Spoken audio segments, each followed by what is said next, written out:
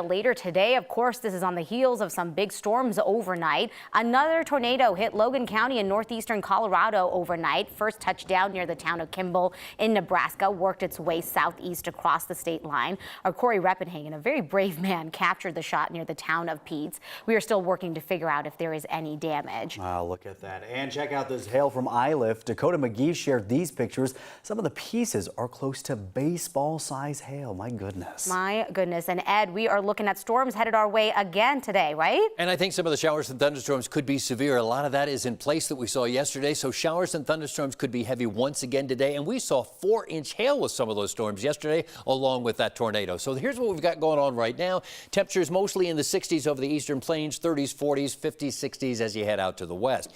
So not much going on right now, but those showers and thunderstorms, look at how heavy they were, and they've gone out of the state for the most part. But I think they are back again this afternoon right here in Denver. And I guess we will see some heavy weather as well. Here it is 11 o'clock at night. Still some storms in Denver. Northeastern Colorado continues to see storms overnight. And then we will see showers and thunderstorms returning tomorrow, but less severe because we will be cooler. And that's in the forecast. 78 degrees today, about 10 degrees below normal for this time of year with the chance for those storms. Only 73 for your Friday, 79 on Saturday, 84 on Sunday, and only an isolated storm. So more sunshine, a bit warmer, and we'll keep that in the forecast on Monday. 87 degrees, maybe a late day storm. Ed, thank you so much. We want to get you started with a live look from Sky 9. Just getting up over the metro area.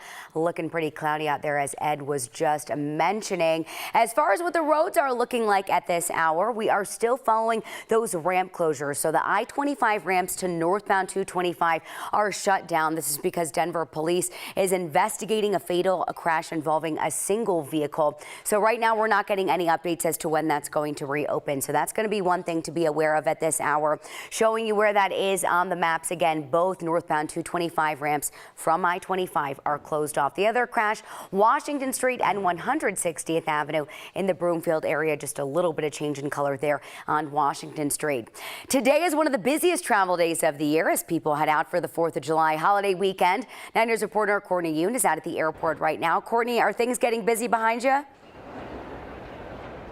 Hey, good morning, Erica. Actually, they're getting better. About a half an hour ago, I'll show you what South Security looks like. Take a look at South Security. About a half an hour ago, it was about a 30-minute wait to get through TSA, and now it's only about 13 minutes, so a big improvement over the last half hour here.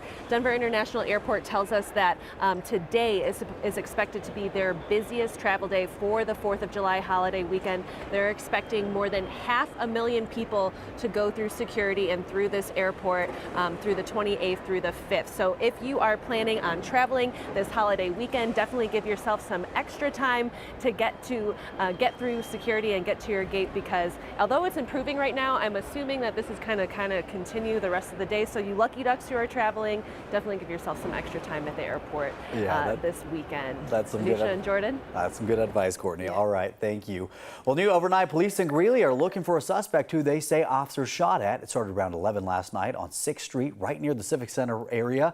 Police say the suspect was acting suspicious, started running, and then pointed a gun at the officer.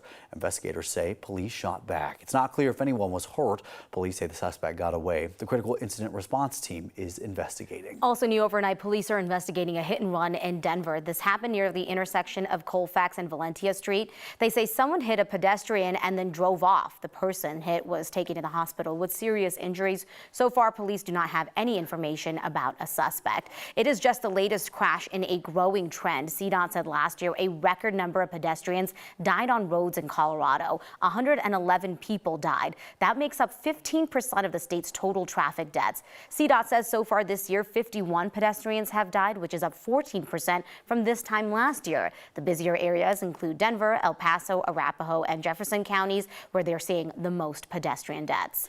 On top of biking safety, Denver knows there's a problem with stolen bikes. So city leaders looked for ideas from around the world and found a program in Vancouver that's had some success. 9 reporter Brianna Fernandez joins us live from along Cherry Creek Trail this morning. Brianna, how many bikes has Project 529 recovered at this point? Yeah, hey, good morning, Jordan. So we know Project 529, they launched here in Denver just a couple of weeks ago. So how this platform works is that you'll be able to register your bike through an app, and then you can also track your bike if it does get stolen. And so far, since they've been here in Denver, they've already recovered nearly half a dozen bikes. So this is how it all started, and this is how they started coming here to Denver. So thanks to the city of Denver and the Denver Police Department, they reached out to Project 529 after seeing how successful they were in Canada. Now, the program helped reduce bicycle thefts there by 40% over the last 3 years. And how it works now, if your bike does get stolen, you can send out an alert through the app letting the Denver Police Department know, bike shops and those registered in the app within 20-mile radius, that your bike has been stolen. Then if someone does spot your bike, they can just snap a picture and let you know where it is. And DPD can also seize the stolen bike immediately. It's a big piece of the pie not to have the cops involved, because the police are the really ones that, they're in the business of recovering stolen property. So having the police on board is a really big miss if we didn't. Yeah, yes, the system would work, and yes, we would have returns, but not to the success of having Denver police on board with us. Yeah, it is a pretty cool app. We know the app is free as well. And if you want a decal sticker to put on your bike to scare off thieves, kind of like the security signs you see in front of someone's home, you will be able to purchase that decal either through bike shops or the Denver police offices. That decal costs $11. Jordan? A lot of people are going to be happy about the work this group is doing. Brianna, thank you.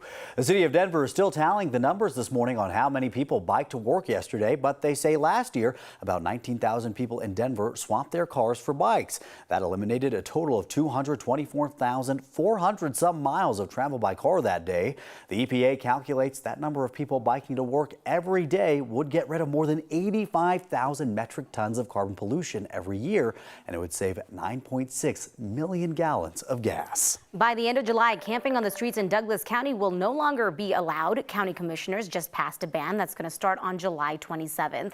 Dougco doesn't have a homeless shelter for people to go to, but Commissioner Abe Layden says people have enough access to shelters in neighboring areas, and the county will arrange transportation to get them there. So in Dougco, if someone is offered shelter and then chooses not to go, they could get a citation and a $1,000 fine. Layden says they've been considering a camping ban for a while. For us, it's not waiting until a problem gets really bad to address it. We want to nip this in the bud now before a community becomes overrun. If someone's homeless navigator team calls Denver or the Springs and can't find shelter, then the ordinance says Dougco cannot cite the person for camping. The Colorado Coalition for the Homeless says the ban is, quote, yet another abdication of their responsibility when it comes to people experiencing homelessness. They want the county to invest in a shelter instead. The commissioners have said they have no plans to do that. In about 2 hours, the Supreme Court is expected to make its next ruling in one of the major cases still left on the docket. We don't know exactly which case, but we do know that some of the ones they're considering over the next couple of days include ruling on affirmative action, President Biden's student loan forgiveness program, and a case that started here in Colorado about whether businesses can deny services to LGBTQ+ customers. The court could rule on one or all of those today. Of course, we'll keep you updated on air and online as soon as a decision comes down. Right now, millions of people across the U.S. are under air quality alerts because of smoke from wildfires in Canada. In fact, Chicago, Detroit, and Washington, D.C. are rounding out the top 3 cities with the worst air quality in the world this morning. And Minneapolis has the 5th worst. Skies are looking like this all across the Midwest and then out to the East Coast as well. The National Weather Service says that this is expected to go on for the next few days. Now, here back in Colorado, more than a dozen small wildfires are burning in the southern part of the state right now.